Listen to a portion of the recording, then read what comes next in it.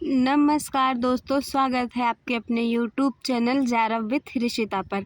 आज हमारी हिंदी निबंध यूनिट 9 की सेकंड क्लास है, जिसमें आज हम पढ़ेंगे दिल्ली दरबार दर्पण। दिल्ली दरबार दर्पण हमारे यूजीसी नेट के सिलेबस में लगा है और ये है भारतेंदु हरिश्चंद्र जी का निबंध। आज हम देखते हैं दिल्ली दरबार दर्पण। और दिल्ली दरबार दर्पण का प्रकाशन कब हुआ था? 1877 ईस्वी में। और ये भारतेंदु हरिश्चंद्र का निबंध है। इसके हम विषय वस्तु के बारे में थोड़ा सा देख के फिर कम्प्लीटली लाइन बाय लाइन पूरा निबंध पढ़ेंगे और उसके बाद भारतेंदु हरिश्चंद्र के निबंध को, सारे निबंध को हम देखते हुए आगे बढ़ेंगे। देखते हैं इसकी विषय वस्तु। 28 अप्रैल 1876 को एक आधिकारिक घोषणा के द्वारा महारानी विक्टोरिया भारत की सामग्री घोषित हुई और भारत औपचारिक रूप से ब्रिटिश सरकार के अंतर्गत आ गया। इस निबंध में भारतेंदु जी द्वारा 1877 के प्रथम दिल्ली दरबार की रिपोर्टिंग की गई है। यह निबंध समाचार शैली में लिखा गया है। ये क्वेश्चन बन सकता है कि यह निबंध किस शैली में लिखा गया है, तो समाचार शैली में। वहाँ भारतेंदु की राजभक्ति, देशभक्ति की मिश्रित भावना देखी जा सकती है। 1 जनवरी को दरबार का महोत्सव हुआ। ये हमारे नेट के PYQ में आ चुका है कि दिल्ली दरबार दर्पण का महोत्सव कब हुआ? 1 जनवरी को। नेशनल एंथम का क्या है? गॉड सेव द क्वीन, ईश्वर महारानी को चिरंजीवी रखे। इसका नेशनल एंथम क्या था? गॉड सेव द क्वीन, ईश्वर महारानी को चिरंजीवी रखे। आगे हम चलते हैं, देखते हैं। आगे हम पढ़ते हैं लाइन बाय लाइन दिल्ली दरबार दर्पण निबंध। लेखक इसके भारतेंदु हरिश्चंद्र हैं। उसके बाद हम देखेंगे भारतेंदु हरिश्चंद्र जी के पूरे निबंध को देखते हुए क्लास को समाप्त करेंगे। अभी हम चलिए शुरू करते हैं, लाइन बाय लाइन दिल्ली दरबार दर्पण पढ़ेंगे। दिल्ली दरबार दर्पण का निबंध कब हुआ, प्रकाशन कब हुआ था? 1877 ईस्वी में। और लेखक भारतेंदु हरिश्चंद्र। भारतेंदु हरिश्चंद्र जी का जन्म कब हुआ था? 1850 ईस्वी में। जन्म कब हुआ था? 1850 ईस्वी में। आगे हम चलते हैं। आगे हम दिल्ली दरबार दर्पण को लाइन बाय लाइन पढ़ेंगे और जो इम्पॉर्टेंट फैक्ट होगा वो सब हाईलाइट है, उसको शॉर्ट नोट्स बना लेना। और जो इसमें पंक्ति को देखते हुए, आजकल नेट में पूरा फैक्ट और एक एक पंक्ति मतलब एक एक शब्द पूरा निबंध रटा होना चाहिए। इसी हिसाब से आज हम निबंध को पढ़ेंगे। एक एक लाइन में कैसे क्वेश्चन NTA पूछता है उसको हम देखते हुए चलेंगे। सब राजाओं की मुलाकातों का हाल अलग अलग लिखना आवश्यक नहीं, क्योंकि सबके साथ वही मामूली बातें हुई। सब बड़े बड़े शासनाधिकारी राजाओं को एक एक रेशमी झंडा और सोने का तमगा मिला। अब जैसे क्वेश्चन में आ गया, सबसे बड़े बड़े शासनाधिकारी राजाओं को क्या मिला? एक एक रेशमी झंडा, सोने का तमगा। ये नेट के PYQ में पूछा जा चुका है। झंडे अत्यंत सुंदर थे। पीतल के चमकीले मोटे मोटे डंडों पर राजेश्वरी का एक एक मुकुट बना था और एक एक पटरी लगी थी, जिस पर झंडा पाने वाले राजा का नाम लिखा था। और फरहरे पर जो डंडे से लटकता था, स्पष्ट रीति पर उनके शस्त्र आदि के चिन्ह बने हुए थे। झंडा और तमगा देने के समय श्रीयुत वायसराय ने हर एक राजा से एक वाक्य कहे। अब जैसे यहाँ पे क्वेश्चन बन सकता है कि तमगा देने के समय श्रीयुत वायसराय ने हर एक राजा से क्या वाक्य कहे हैं? मैं श्रीमती महारानी की तरफ से यह झंडा खास आपके लिए देता हूँ, जो उनके हिंदुस्तान की राजेश्वरी की पदवी लेने का यादगार रहेगा। ये क्वेश्चन 2 हिसाब से पूछा जा सकता है, जैसे तमगा देते हुए श्रीयुत वायसराय ने हर एक राजा से कौन सा वाक्य कहे, और या फिर ये दिया जा सकता है कि मैं श्रीमती महारानी की तरफ से यह झंडा खास आपके लिए देता हूँ। यह वाक्य कब किसने कहा? तो श्रीयुत वायसराय ने कहा। श्रीमती को भरोसा है कि जब कभी यह झंडा खुलेगा, आपको उसे देखते ही केवल इस बात का ध्यान न होगा कि इंग्लिस्तान के राज्य के साथ आपके खैरखास राजसी घराने का कैसा दृढ़ संबंध है, वरन यह भी कि सरकार की यह बड़ी भारी इच्छा है कि आपके कुल प्रतापी प्रारब्धि और अचल देखे मैं श्रीमती महारानी हिंदुस्तान की राजेश्वरी की आज्ञा अनुसार आपको यह तमगा पहनाता हूँ। ईश्वर करे आप इसे बहुत दिन तक पहने और आपके पीछे यह आपके कुल में बहुत दिन तक रहकर उस शुभ दिन को याद दिलावे जो इस पर छपा है।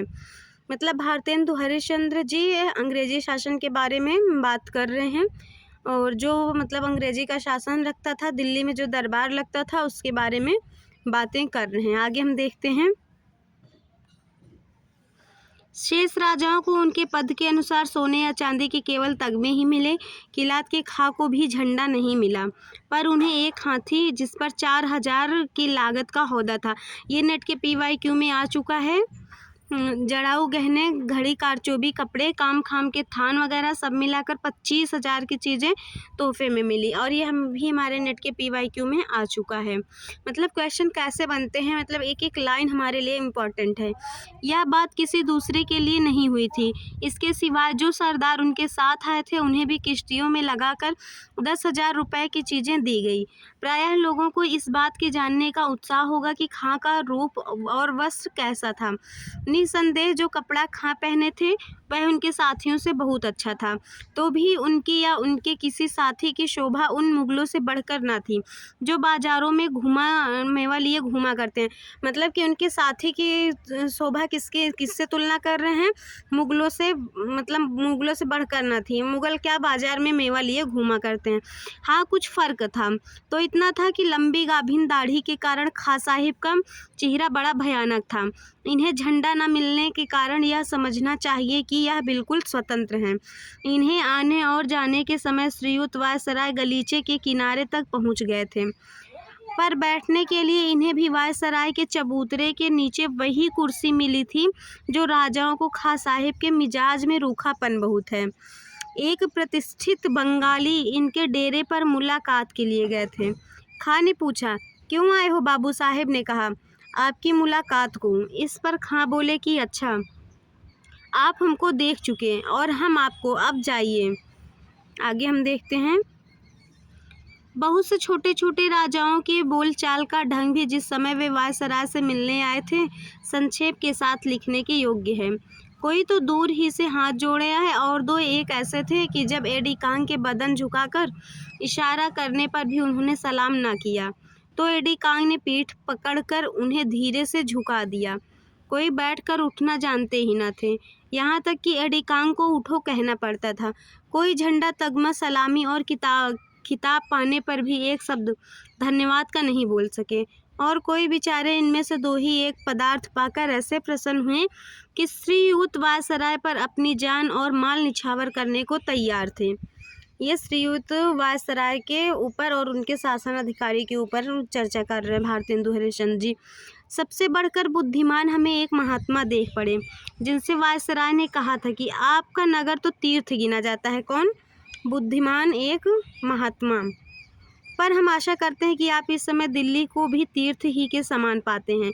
इस जवाब में वह बेधड़क बोल उठे कि यह जगह तो सब तीर्थों से बढ़कर है, आप जहाँ हमारे खुदा मौजूद हैं। नवाब लुहारू की भी अंग्रेजी में बातचीत सुनकर ऐसे बहुत कम लोग होंगे जिन्हें हंसी ना आई हो। यहाँ पे किसका जिक्र हुआ है? नवाब लुहारू का।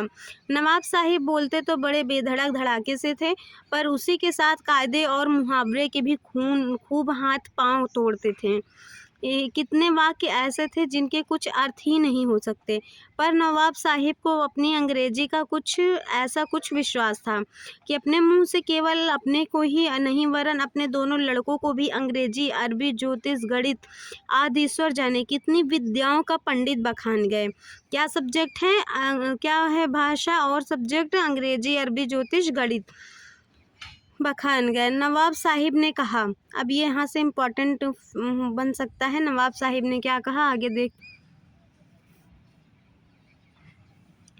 नवाब लुहारू ने क्या कहा कि हमने और रईसों की तरह अपनी उम्र खेलकूद में नहीं गंवाई, वरन लड़कपन से ही विद्या के उपार्जन में चित्त लगाया।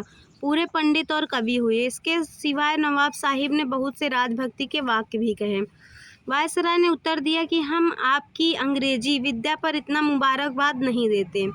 किसने? वायसराय ने। अंग्रेजों के समान आपका चित्र होने के लिए।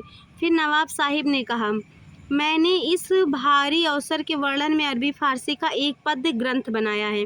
तो यहाँ से क्वेश्चन बन सकता है कि नवाब साहिब ने किस भाषा में पद्य ग्रंथ बनाया है? कौन सा ग्रंथ बनाया है? पद्य ग्रंथ। किस भाषा में? अरबी और फारसी भाषा में। बनाया जिसे मैं चाहता हूँ कि किसी समय श्रीयुत को सुनाऊँ। किसको सुनाते हैं? श्रीयुत को।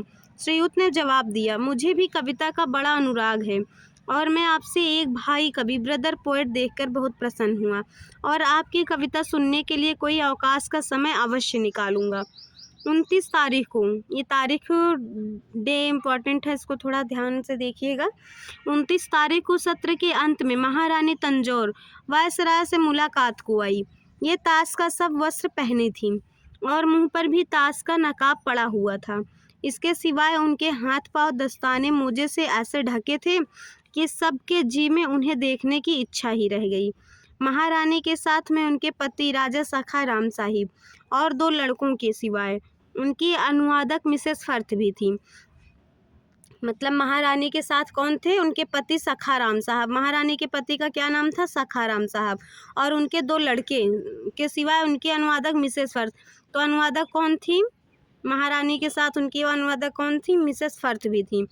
महारानी ने पहले आकर वायसराय से हाथ मिलाया और अपनी कुर्सी पर बैठ गई। श्रीयुत वायसराय ने उनके दिल्ली आने पर अपनी प्रसन्नता प्रकट की और पूछा कि आपको इतनी भारी यात्रा में अधिक कष्ट तो नहीं हुआ? महारानी अपनी भाषा की बोलचाल में बेगम भोपाल की तरह चतुर थी। बेगम भोपाल की तरह चतुर थी। आगे हम देखते हैं।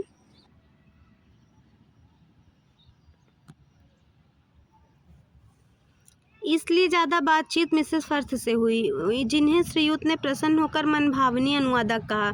मनभावनी अनुवादक किसे कहा? मिसेस फर्थ को कहा। वायसराय की किसी बात के उत्तर में एक बार महारानी के मुंह से यस निकल गया, जिस पर श्रीयुत ने बड़ा हर्ष प्रकट किया कि महारानी अंग्रेजी भी बोल सकती हैं। पर अनुवादक मेम साहिब ने कहा कि वे अंग्रेजी में 2-4 शब्द से अधिक नहीं जानती।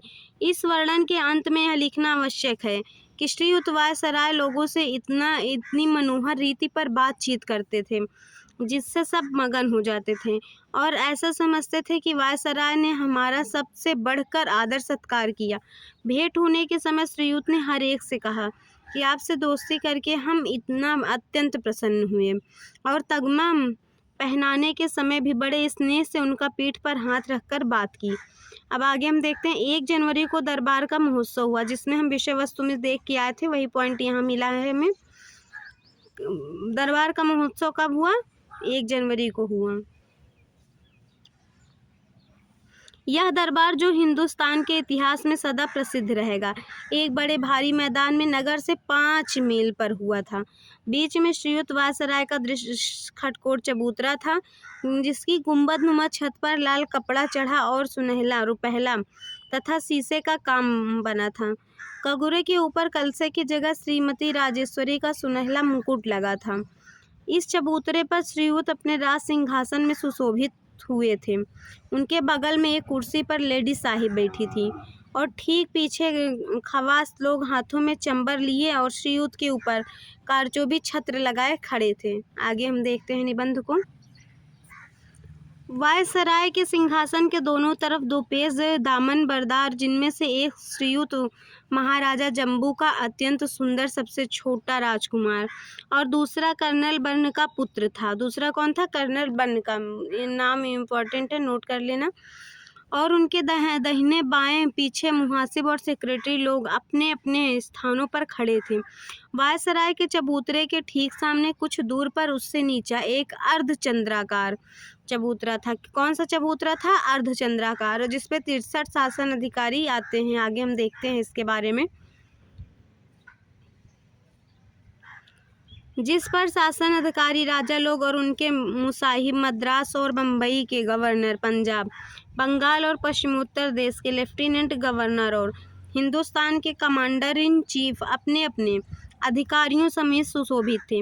इस चबूतरे की छत बहुत सुंदर नीले रंग के साटन की थी। इम्पॉर्टेंट है, ये क्वेश्चन बन सकता है यहाँ से। जिसके आगे लहरियादार छज्जा बहुत सजीला लगा था।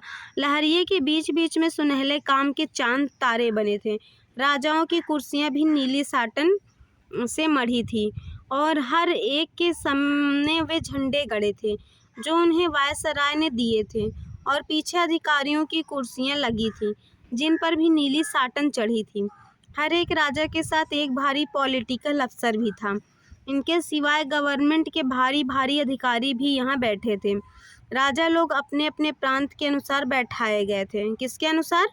प्रांत के अनुसार बैठाए गए थे, जिससे ऊपर नीचे बैठने का बखेड़ा बिल्कुल निकल गया था। सब मिलाकर 63 शासन अधिकारी राजाओं को इस चबूतरे पर जगह मिली थी। किस चबूतरे पर? अर्धचंद्राकार, जिनके नाम नीचे लिखे हैं। खटकोर चबूतरा जो था उस पर महाराजा वायसराय बैठे थे और इसमें से 63 शासन अधिकारी के नाम हैं। आगे देखते हैं। महाराज अजयगढ़, बड़ौदा, बिजावर, भरतपुर, खरखारी, दतिया, ग्वालियर, इंदौर, जयपुर, जम्मू, जोधपुर, करौली, किशनगढ़, पन्ना, मैसूर, रीवा, उड़छा, महाराजा उदयपुर, महाराजा राजा अलवर, बूंदी, महाराजा राणा, भलावर राणा, धौलापुर, राजा बिलासपुर, बमरा, बिरौदा, चंबा, छतरपुर, देवास, धार, फरीदकोट, जींद, खरोंद, कूच बिहार, मंडी, नाभानाहन, राजपीपला, रतलाम, समथर, सुकेत, टिहरी, रावा, जिगनी। इसको पूरा नहीं याद करना है, बाकी आगे हम एक नज़र से देख लेते हैं ताकि अगर कोटेशन में आ जाए तो हम मिला सकें। नवाब टूंक, पटौदी, मलेरकोटला, लुहारी, जूनागढ़, जौरा, दुजाना, बहावलपुर, जागीरदार, अलीपुरा, बेगम, भोपाल, निजाम, हैदराबाद, सरदार, कलसिया, ठाकुर साहिब, भावनगर, मुरबी, पिपलोदा, जागीरदार, पालदेव, मीर, खैरपुर, महंत, कोदका, नंदगांव और जाम नवानगर इत्यादि 63 शासन के नाम हैं ये। इसमें देखते हैं वायसराय के सिंहासन, मतलब इनको जो 63 शासन अधिकारी थे जो चबूतरे पर जिनको जगह मिली थी उसके नाम है। वायसराय के सिंहासन के पीछे परंतु राजसी चबूतरे की अपेक्षा उससे अधिक 5 धनुष कुंड के आकार की श्रेणियां चबूतरे की ओर बनी थी। 10 भागों में बांट दी गई थी, पर आगे की तरफ थोड़ी सी कुर्सियां और पीछे सीढ़ी नुमा बेंच लगी थी जिन पर नीला कपड़ा मढ़ा था।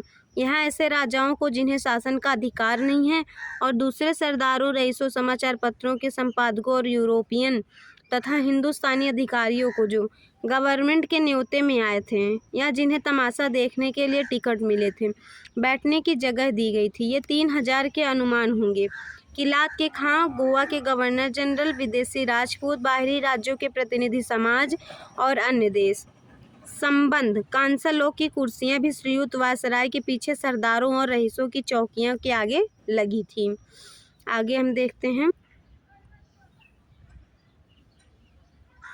दरबार की जगह दक्षिण तरफ 15,000 से ज़्यादा सरकारी फौज हथियार बांधे लैस खड़ी थी और उत्तर तरफ राजा लोगों की सजीली पलटने भांति भांति की वर्दी पहने और चित्र विचित्र शस्त्र धारण किए परा बंधे खड़ी थी। इन सब की शोभा देखने से काम रखती थी।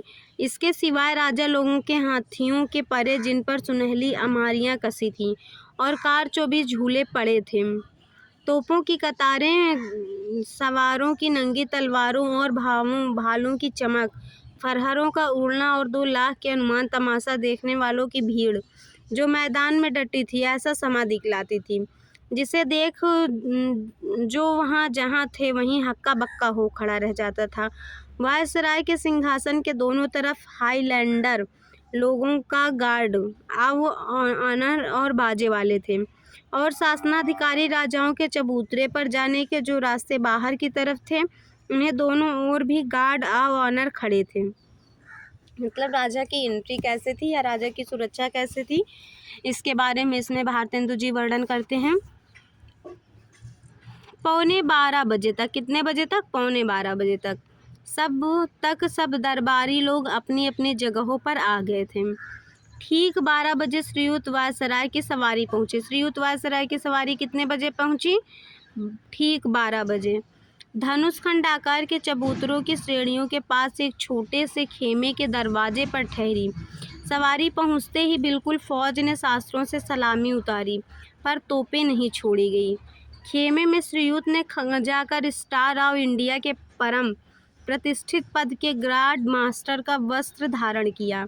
यहाँ से श्रीयुत राजसी छत्र के तले अपने राज सिंहासन की ओर बढ़े।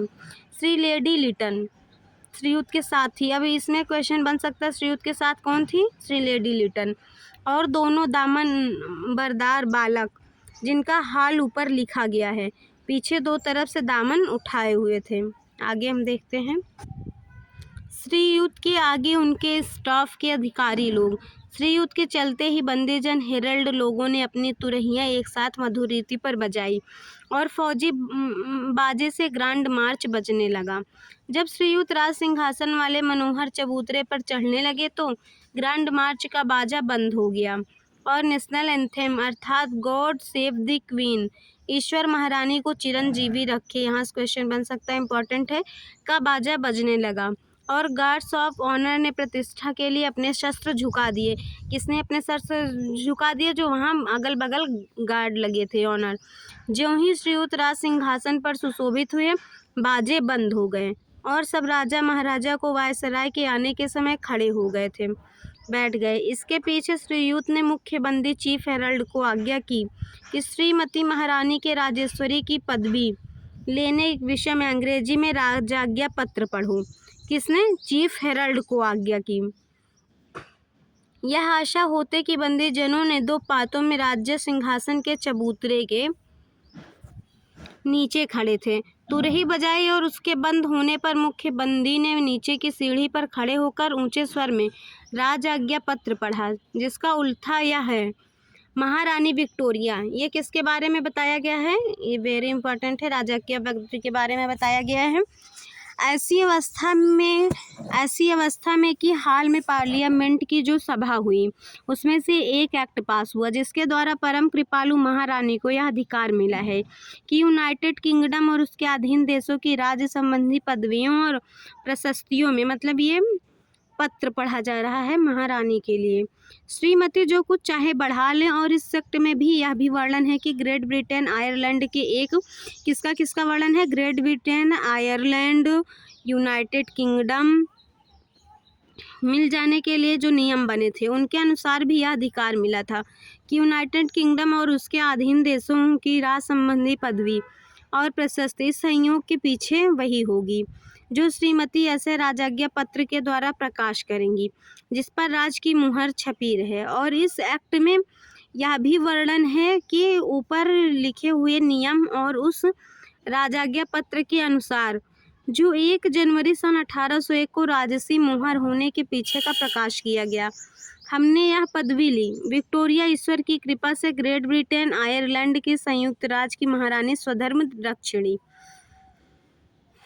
आगे देखते हैं। और इस एक्ट में यह भी वर्णन है कि उस नियम के अनुसार जो हिंदुस्तान के उत्तम शासन के हेतु बनाया था, हिंदुस्तान के राज का अधिकार जो उस समय तक हमारी ओर से ईस्ट इंडिया कंपनी को सुपुर्द था, अब हमारे निजी अधिकार में आ गया और हमारे नाम से उसका शासन होगा। इस नए अधिकार की हम कोई विशेष पदवी लें और इन सब वर्णनों के अनंतर इस एक्ट में यह नियम सिद्ध किया गया है कि ऊपर लिखी हुई बात के स्मरण निमित्त कि हमने अपने किए हुए राजाज्ञा पत्र के द्वारा हिंदुस्तान के शासन का अधिकार अपने हाथ में ले लिया। हमको यह योग्यता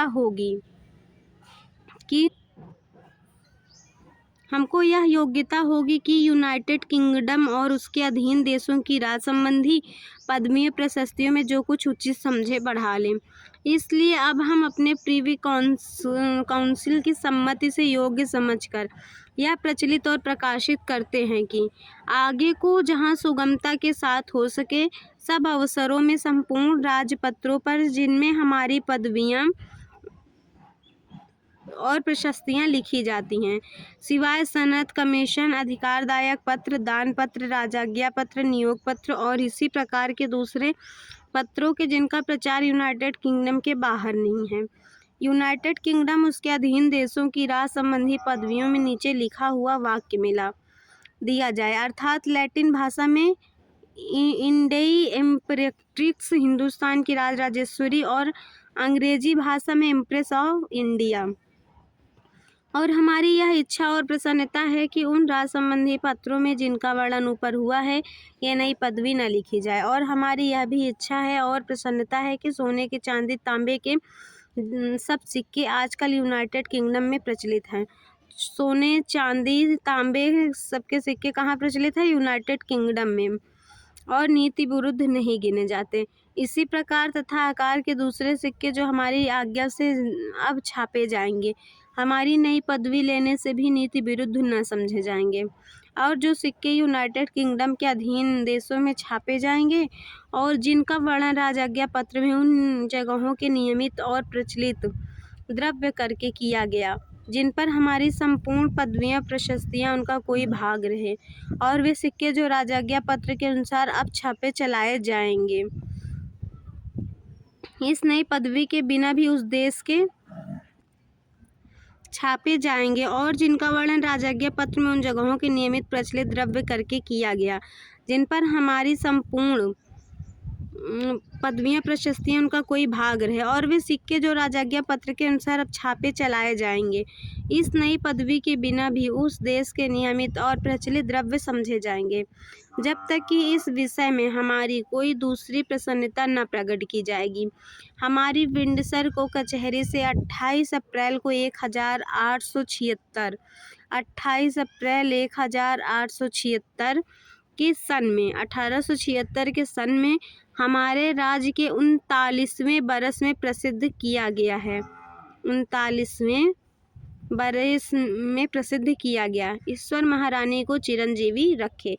ये सब क्या था? ये हमारा राजाज्ञा पत्र था जो चेफ हेरल्ड के द्वारा पढ़ा गया था। चेफ हेरल्ड के जब चेफ हेरल्ड राजाज्ञा पत्र को अंग्रेजी में पढ़ चुका तो हेरल्ड लोगों ने फिर तुरही बजाई। उसके बाद फिर तुरही बजाई। उसके पीछे फॉरेन सेक्रेटरी ने उर्दू में तर्जुमा पढ़ा। ये हमारे नेट के दिसंबर 2025 के PYQ में आ चुका है। और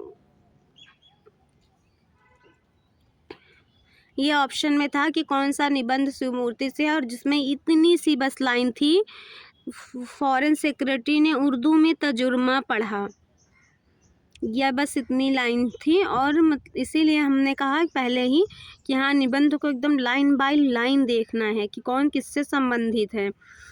इसके समाप्त होते ही बादशाही झंडा खड़ा किया गया और तोपखाने से जो दरबार के मैदान में मौजूद था 101 तोपों की सलामी हुई। कितने तोपों के? 101 तोपों की। 34 सलामी होने के बाद बंदूकों की बाढ़ें दगी, और जब 101 सलामियाँ तोपों से हो चुकी तब फिर बाढ़ छूटी और नेशनल एंथम का बाजा बजने लगा।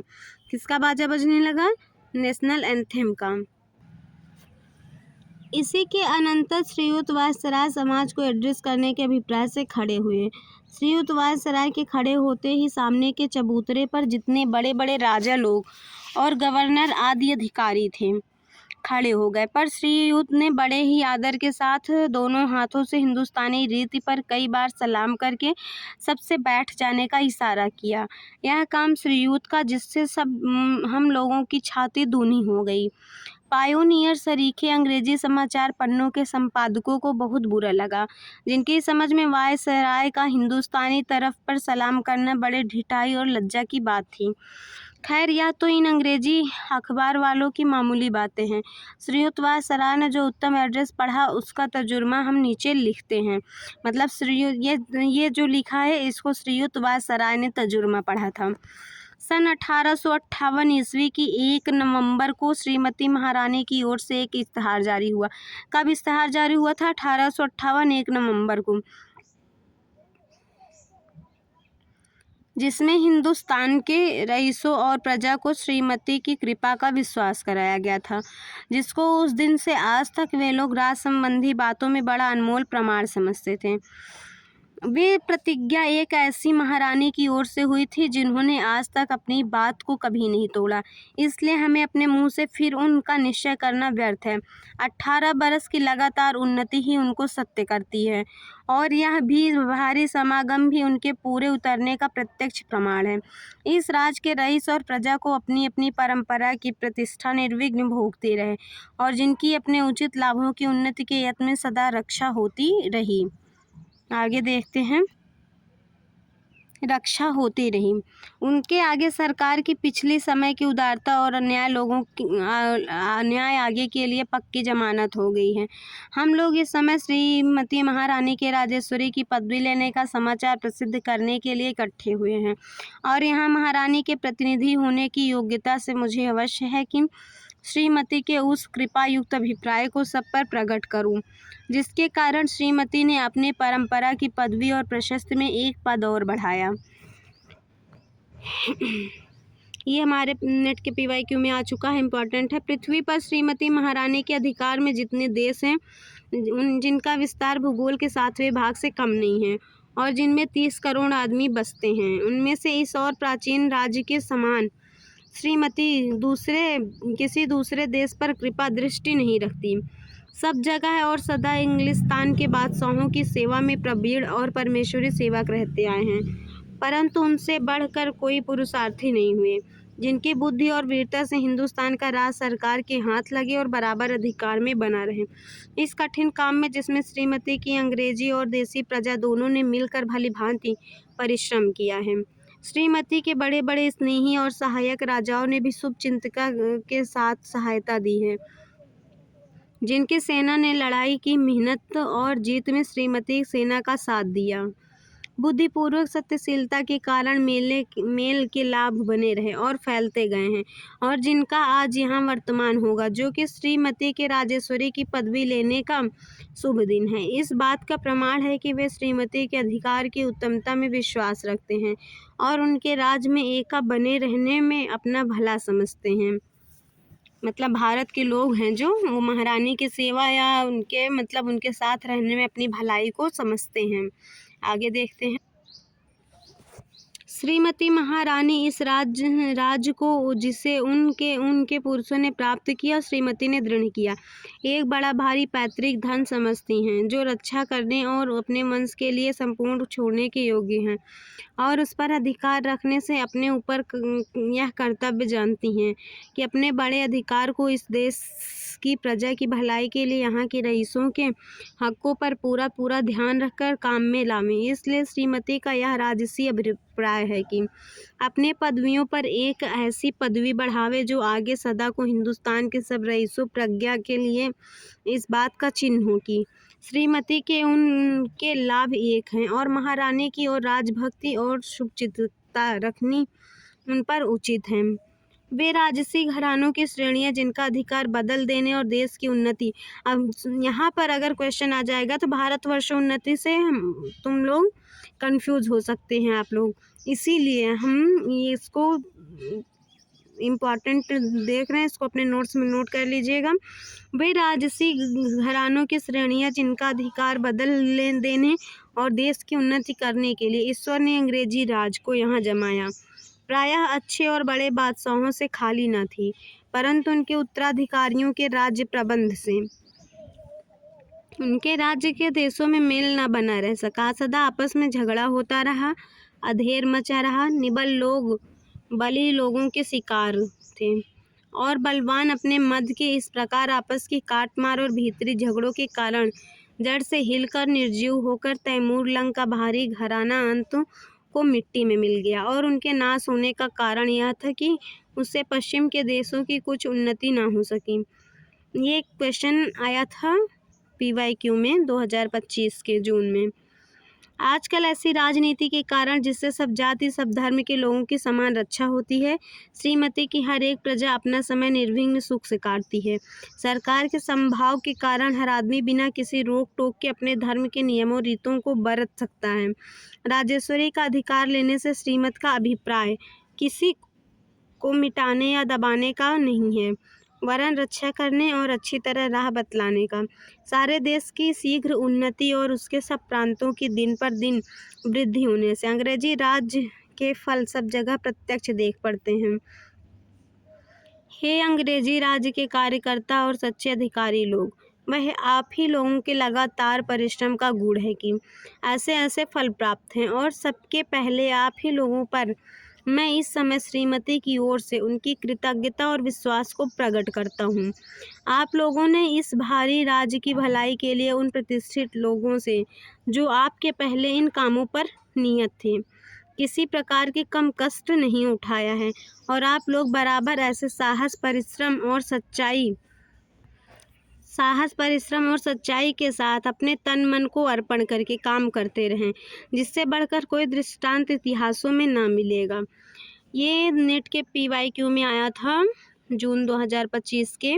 कीर्ति के द्वार सबके लिए नहीं खुले हैं, परंतु भलाई करने का अवसर जब किसी को उसकी खोज रखता हो तो मिल सकता है। यह बात प्रायः कोई गवर्नमेंट नहीं कर सकती कि अपने नौकरों के पदों को जल्द जल्द बढ़ाती जाए, परंतु मुझे विश्वास है कि अंग्रेजी सरकार की नौकरी में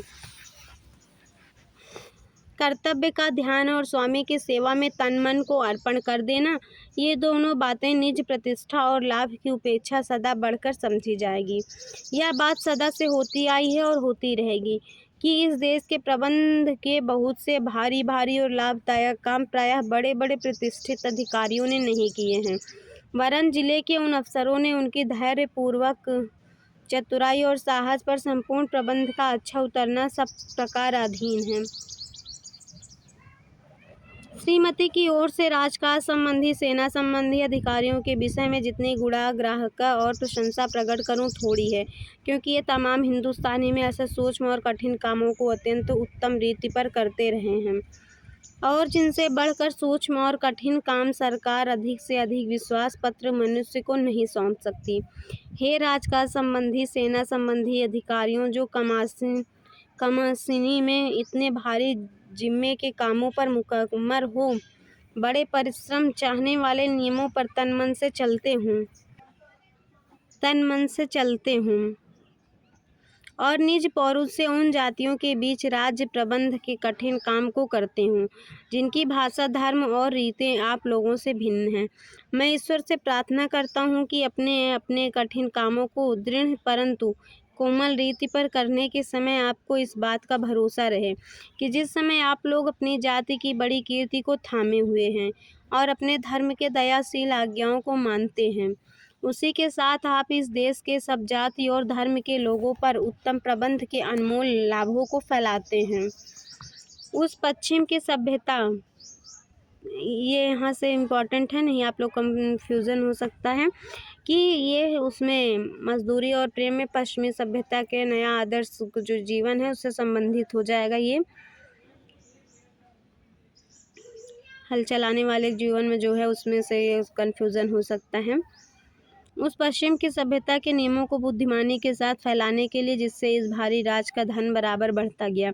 हिंदुस्तान पर केवल सरकारी अधिकारियों ही का एहसान नहीं है, वरन यदि मैं इस अवसर पर श्रीमती की उस यूरोपियन प्रजा को जो हिंदुस्तान में रहती है पर सरकारी नौकरी नहीं है, इस बात का विश्वास कराऊं कि श्रीमती उन लोगों के केवल उस राजभक्ति ही की गुणग्राहकता नहीं करती जो लोग उनके और उनके सिंहासन के साथ रखते हैं, किंतु उन लाभों को भी जानती और मानती हैं। आगे देखते हैं।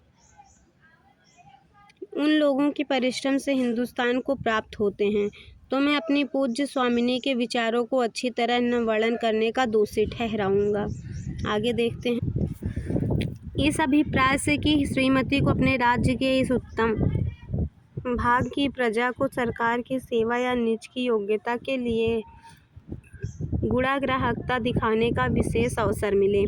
श्रीमती ने कृपापूर्वक केवल स्टार ऑफ इंडिया के परम प्रतिष्ठित पद वाले और ऑर्डर ऑफ ब्रिटिश इंडिया के अधिकारियों की संख्या में ही थोड़ी सी बढ़ती नहीं की है, किंतु इसी हेतु एक बिल्कुल नया पद और नियत किया है जो order of the Indian Empire कहलावेगा। क्या कहलावेगा? Order of the Indian Empire. हे हिंदुस्तान की सेना के अंग्रेजी और देसी अफसर और सिपाहियों, आप लोगों ने जो भारी भारी काम बहादुरी के साथ लड़ भिड़ कर सब अवसरों पर किए और इस प्रकार श्रीमती की सेना की युद्ध कीर्ति को थामे रहे, उसकी श्रीमती अभिमान के साथ स्मरण करती है।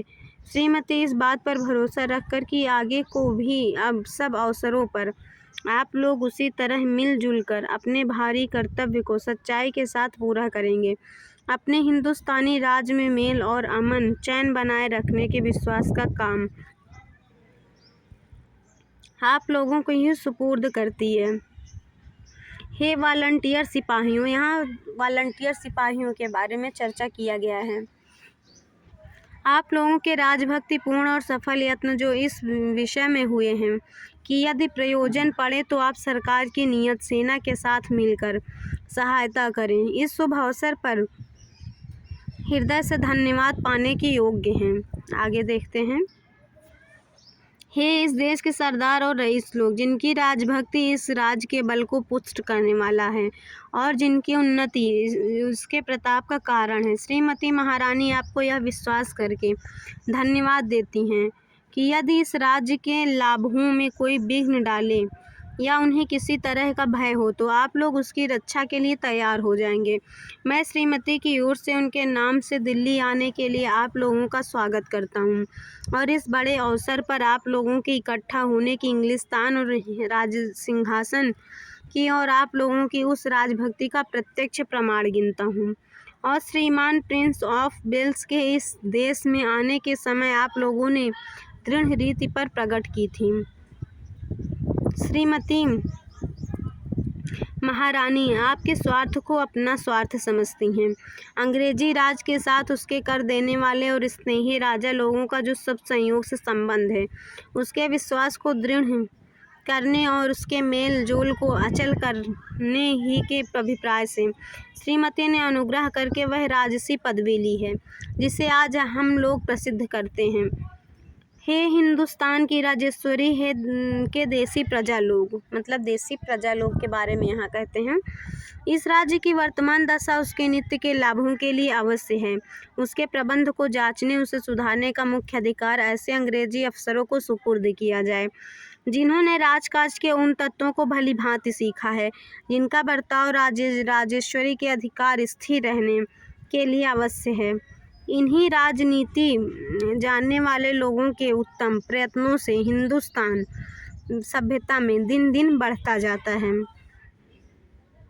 और यही उसके राजकाज संबंधी महत्व का हेतु और नित्य बढ़ने वाली शक्ति का गुप्त कारण है। आगे देखते।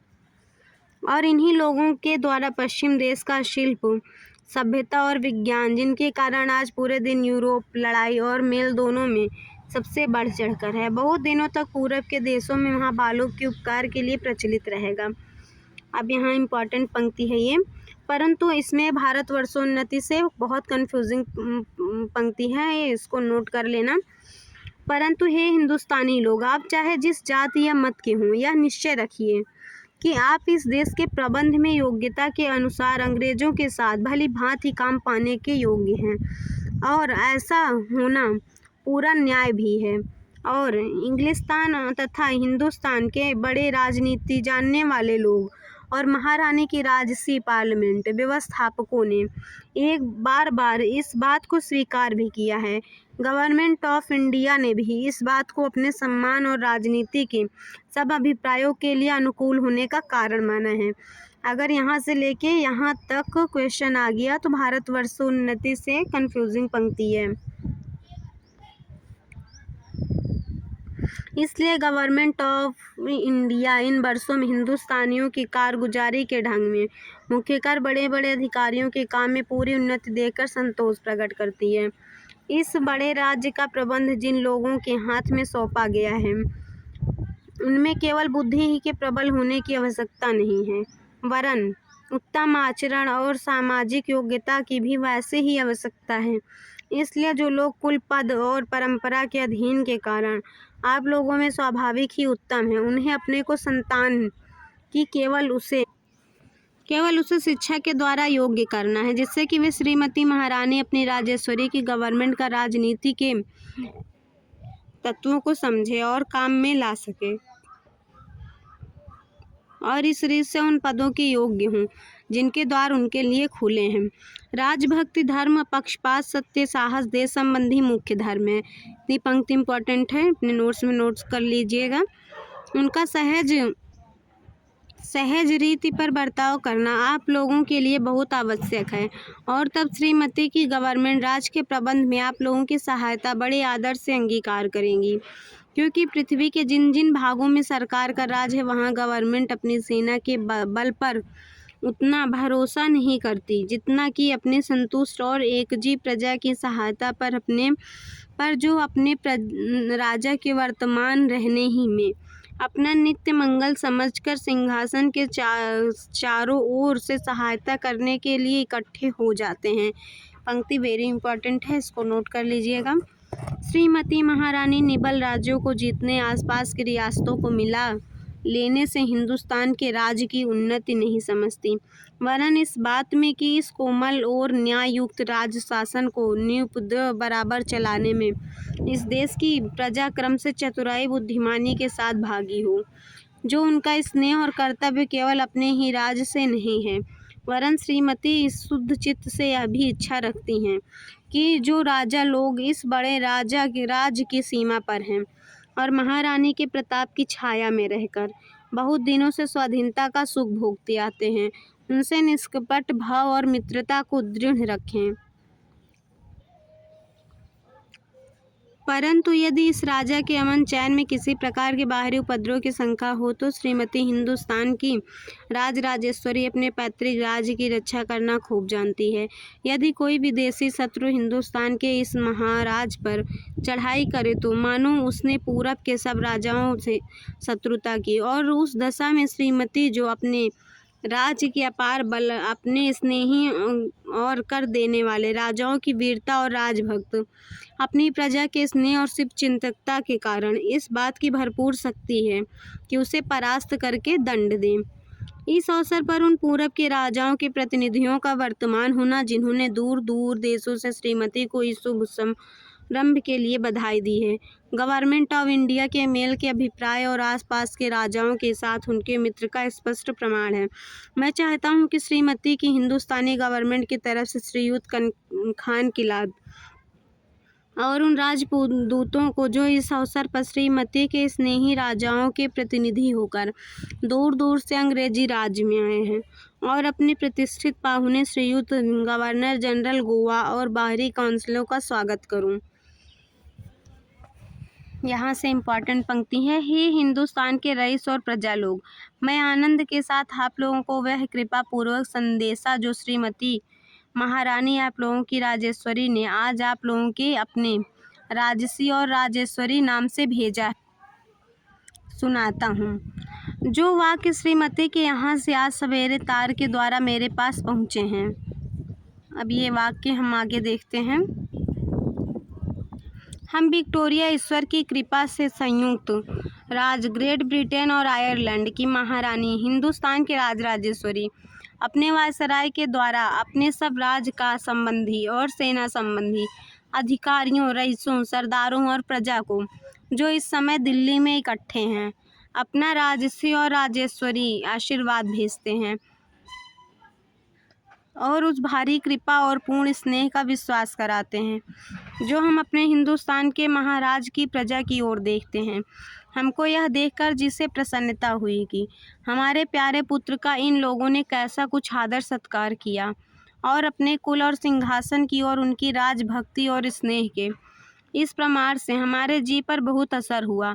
हमें भरोसा है कि शुभ अवसर का यह फल होगा कि हमारे और हमारी प्रजा के बीच स्नेह और दृढ़ होगा और सब छोटे बड़े को इस बात का निश्चय हो जाएगा कि हमारे राज्य में उन लोगों को स्वतंत्रता, धर्म और न्याय प्राप्त है और हमारे राज्य का अभिप्राय सदा यही है कि उनके सुख की वृद्धि, सौभाग्य की अधिकता और कल्याण की उन्नति होती रहे। मुझे विश्वास है कि आप लोग इन कृपामय वाक्यों की गुणग्राहकता करेंगे। ईश्वर विक्टोरिया संयुक्त राज्य को महारानी हिंदुस्तान की राजेश्वरी की रक्षा करे। आगे देखते हैं। इतना कहते ही महारानी की रक्षा करें, इतना कहने बाद इस एड्रेस के समाप्त होते ही नेशनल एंथम का बाजा बजने लगा और सेना ने 3 बार हुर्रे शब्द की, कितनी बार? 3 बार हुर्रे शब्द की आनंद ध्वनि की। दरबार के लोगों ने भी परम उत्साह से खड़े होकर हुर्रे शब्द और हथेलियों की आनंद ध्वनि करके अपने जी का उमंग प्रकट किया। महाराज सिंधिया कौन से महाराज? सिंधिया। निजाम की ओर से सालारजंग राजपूताना के महाराजों की तरफ से महाराजा जयपुर, बेगम भूपाल, महाराज कश्मीर और दूसरे सरदारों ने खड़े होकर एक दूसरे को बधाई दी, अपनी राजभक्ति प्रकट की। इसके अनंतर श्रीयुत वायसराय ने आज्ञा की कि दरबार हो चुका और अपनी 4 घोड़े की गाड़ी पर चढ़कर अपने खेमे को रवाना हुए। आज हम बहुत अच्छे से लाइन बाय लाइन दिल्ली दरबार दर्पण को पढ़ लिया है और मेन चीज़ें मैंने हाईलाइट कर दिया था, और साथ में जो PYQ में क्वेश्चन इस निबंध से बने हैं उसको भी मैं बताती गई हूँ आगे। आशा है कि आप लोगों को ये क्लास पसंद आएगी। अब हम देखेंगे भारतेंदु हरिश्चंद्र जी के निबंध को। हमारे ये यूनिट के सिलेबस में जो राइटर लगे हैं उसके निबंध, उसकी कहानी, उसके नाटक, उसके उपन्यास वेरी इंपॉर्टेंट है, जिससे हर साल एक क्वेश्चन में बनता ही बनता है, चाहे वो कोटेशन में मिले, चाहे वो कथन में मिले, चाहे वो मिलान में मिले। तो आज हम भारतेंदु हरिश्चंद्र के वेरी इंपॉर्टेंट निबंध को देखते हैं। दिल्ली दरबार दर्पण के लेखक हैं भारतेंदु हरिश्चंद्र, जिनका जन्म 1850, मृत्यु 1885 में हुआ। अब इनका निबंध पूरा तत्व संबंधी है। अब देखो, और अब इससे मिलाने वाला क्वेश्चन बन चुका है, जिससे हमारे हिसाब से जून 2026 में क्वेश्चन आ सकता है कि भारतेंदु के पुरातत्व संबंधी निबंध कौन कौन से हैं। इसमें से 3-4 ऑप्शन दे देगा और उसमें कूट बना देगा 2-3-4। आगे हम देखते हैं पुरातत्व संबंधी निबंध। मणिकर्णिका कन्नौज के राजा का दान पत्र, नागमंगला का दान पत्र, शिवपुर का द्रौपदी कुंड, प्राचीन काल का संवत निर्णय, कन्नौज का दान पत्र, पंपासर का दान पत्र, इंडियन म्यूजियम, अशोक की चार दीवारी तथा बोधगया के लेख, राजा जन्मेजय का दान पत्र, चित्रकूटस्थ रमाकुंड, गोविंद देवी जी के मंदिर की प्रशस्ति, मंगलेश्वर का दान पत्र, अकबर और औरंगजेब क्वींस कॉलेज के फाटकों का लेख, सारनाथ आदि के लेख, काशी। इतिहास संबंधी निबंध है अगरवालों की उत्पत्ति 1871, महाराष्ट्र देश का इतिहास 1875-76, दिल्ली दरबार दर्पण 1877, उदय 1877, बूंदी का राजवंश 1882, खत्रियों की उत्पत्ति 1873-78, कालचक्र 1884 जो हमारे PYQ में आ चुका है, इसको पूरा राधा कृष्ण दास ने किया। मुसलमान राजत्व का संक्षिप्त इतिहास 1884, कश्मीर का संक्षिप्त वंश परंपरा हर्षदेव 1884, रामायण का समय हमारे PYQ में आ चुका है 1884, पंच पवित्र आत्मा 1884, बादशाह दर्पण, कश्मीर कुसुम, ये सब PYQ में मेरे आ चुके हैं UGC नेट में। और अब की बार जून 2024 के PYQ में बादशाह दर्पण से एक पंक्ति आई थी,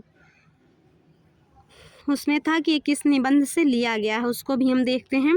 धर्म संबंधी दूषण मालिका 1877, तहकीकात पूरी की तहकीकात 1871, पुरुषोत्तम मास विधान 1872, कार्तिक कर्म विधि 1872, कार्तिक नमित्त कृत्यम 1872, मार्ग शीर्ष महिमा 1873, माघ स्नान विधि सबका सन नहीं याद करना है। अब जैसे इसमें से है तदी सर्वस्व का सन याद करें 1874, वेरी इंपॉर्टेंट है।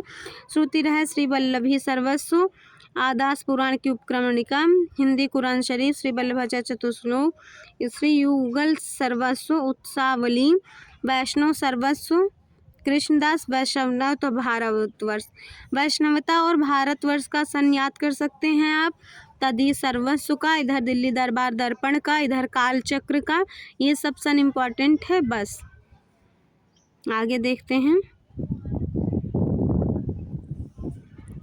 समाज एवं संस्कृति संबंधी स्त्री भाग 1 1872, मित्रता 1872, स्त्री भाग 1 1874, ग्रीष्म ऋतु 1874,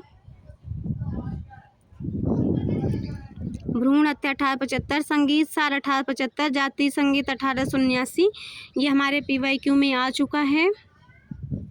भाषा एवं साहित्य संबंधी हिंदी कविता 1872, नाटक सर्वाधिक प्रख्यात निबंध हिंदी भाषा 1890, लेखक और नागरी लेखक। राष्ट्रीय भावना संबंधी पश्चिमोत्तर देश और पंजाब 1872, पश्चिमोत्तर देश की कमेटियाँ 1872, पब्लिक ओपिनियन भारतवर्ष की उन्नति कैसे हो सकती है 1884, वेरी इंपॉर्टेंट। अंग्रेजों से हिंदुस्तानियों का जो क्यों नहीं मिलता, जी क्यों नहीं मिलता। यात्रा वृत्तांत इनका है हरिद्वार 1871, हरिद्वार 1871, लखनऊ 1871, जबलपुर 1872, सरयू पार की यात्रा 1879, ये भी हमारे PYQ में आ चुका है मिलाने में। वैद्यनाथ की यात्रा 1880, जनकपुर की यात्रा 1880। व्यंग संबंधी लेवी प्राण लेवी 1877, ये PYQ में आ चुका है ये निबंध। और आप हम देख सकते हैं कि कितने ज़्यादा निबंध भारतेंदु हरिश्चंद्र के PYQ से आ चुका है और ये हमारे लिए कितना इम्पोर्टेंट है। ये फैक्ट हमने दृष्टि से लिया है जो इसने एकदम अच्छे से दिया हुआ था। गुरुवर महंत 1872, ईश्वर बड़ा विलक्षण है, ये भी हमारे PYQ में आ चुका है। परहासनी 1875, 80। स्रोत पंचरण संबंधी, स्रोत पंचरण स्त्री सेवा पद्धति। और आगे हम देखते हैं इसमें से बस एक ही है इम्पॉर्टेंट है, चरितावली से 1873 से 80। महापुरुषों जीवन चरित जैसे जयदेव का जीवन चरित, सूरदास का जीवन चरित, ये हमारे लिए इम्पॉर्टेंट है। बीबी फातिमा 5वें पैगंबर, ये भी PYQ में आ चुका है। ऋतु संबंधी बसंत वर्षा काल आदि। अन्य होली त्योहार, नाटकों का इतिहास, जाति विवेचनी सभा, मित्रता, अपव्यय, एक अद्भुत अपूर्व स्वप्न, ये हमारे जून 2024 के PYQ में आ चुका है। मुसलमानी राज्य हैजे का रोग है और अंग्रेजी क्षय का, ये हमारे शिफ्ट फर्स्ट में आया था। बागवा आया गुलसिता में कि सैयद आया, जो आया मेरी जान को जल्लाद लाया, ये कहाँ से वर्णित लिया गया है, बादशाह दर्पण से। थोड़ा यहाँ पे ब्लर आ गया है तो ये कहाँ से लिया गया है, बादशाह दर्पण से लिया गया है। आज की हमारी क्लास समाप्त होती है जिसमें हमने बहुत अच्छे से पूरा निबंध लाइन बाय लाइन देखा है, उसके PYQ को साथ में देखते हुए चला है, उसके इम्पॉर्टेंट फैक्ट को हमने साथ में देखते हुए चला है और भारतेंदु हरिश्चंद्र के सारे निबंधों को और उनके PYQ के साथ इम्पॉर्टेंट फैक्ट के साथ आज की क्लास मैंने बहुत अच्छे से करवा दी है। इतना करने के बाद दिल्ली दरबार दर्पण और भारतवर्षोन्नति दोनों निबंध के बाहर नहीं जाएगा। दोनों के लेखक भारतेंदु हरिश्चंद्र जी ही हैं, इसलिए मैंने दिल्ली दरबार दर्पण वाले में केवल भारतेंदु जी के निबंध को रखा है। और हमारी पहली क्लास भारतवर्षोन्नति कैसे हो सकती है पर थी, वो क्लास आप ज़रूर देखिएगा। धन्यवाद।